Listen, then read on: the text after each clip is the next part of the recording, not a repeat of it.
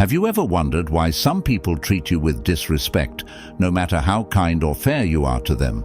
It's frustrating, isn't it? But here's a critical question. What if the way you respond to disrespect could completely shift the power dynamic in your favor? Think about it. Every time someone belittles you, dismisses your opinions, or outright disrespects you, they're testing your boundaries and your sense of self-worth. Most people either lash out in anger or withdraw in silence. But what if I told you there's a third, more powerful way, a Stoic way, to handle these situations, a way that not only preserves your dignity, but earns you respect, even from those who initially showed you none? In this video, we'll uncover 5 transformative strategies rooted in Stoic philosophy that will change the way you handle disrespect forever.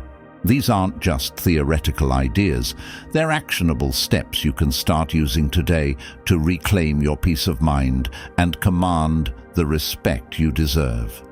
Stay with me until the end, because the final strategy we'll discuss is a game changer. It's something most people overlook, yet it holds the key to true inner strength. Ready to take control? Let's get started. Lesson 1. Master your emotional responses. One of the foundational teachings of Stoicism is that you cannot control what others do, but you can control how you respond. When someone disrespects you, it's tempting to lash out. Your ego flares up, demanding justice or revenge. But pause for a moment. Ask yourself, is their opinion really worth my peace of mind?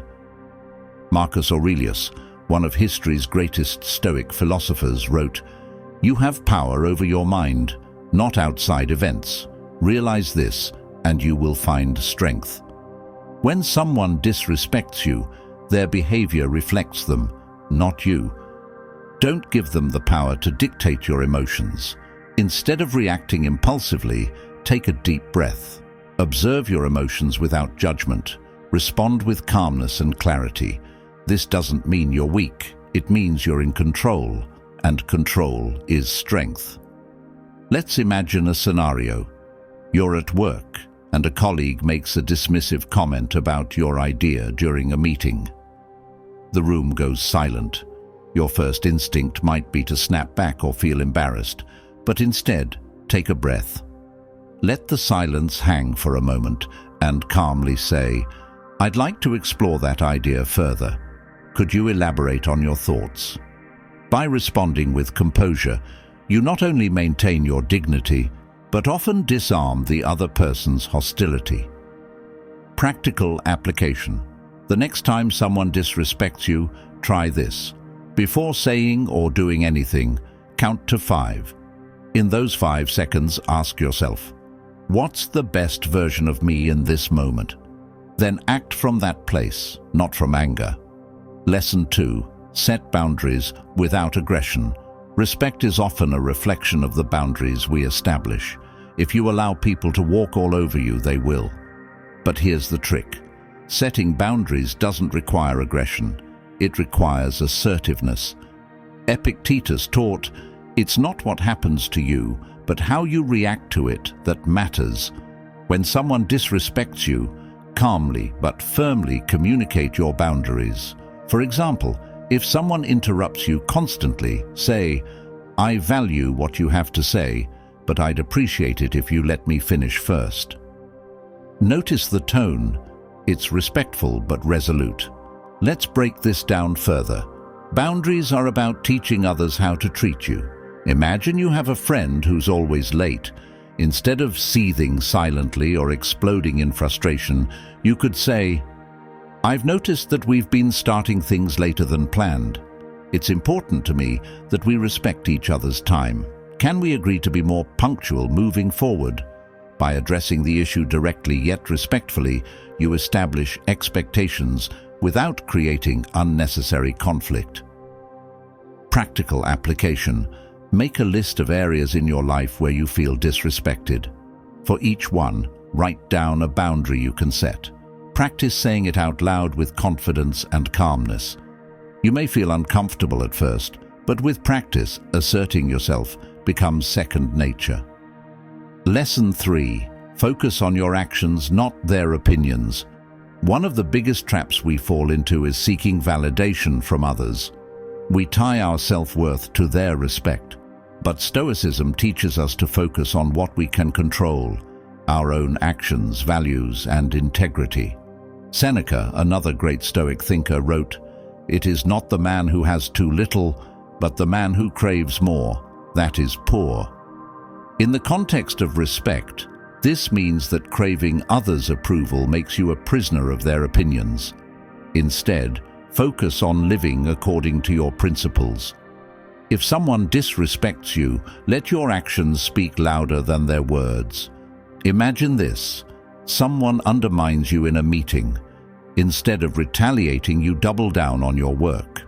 You let your results and professionalism show them who you are. Over time, people's opinions often shift when they're confronted with undeniable excellence. But even if they don't, your sense of worth remains intact because it's grounded in your own values, not in external approval. Another example: a friend or partner makes a hurtful remark. Instead of fixating on the insult, consider, am I living up to my own standards in this relationship? If the answer is yes, then their words hold no weight. If the answer is no, then use the moment as an opportunity to grow and align your actions with your values. Practical application. Choose one area of your life where you feel disrespected. Instead of trying to change their opinion, focus entirely on what you can do better. Channel your energy into actions that reflect your highest values.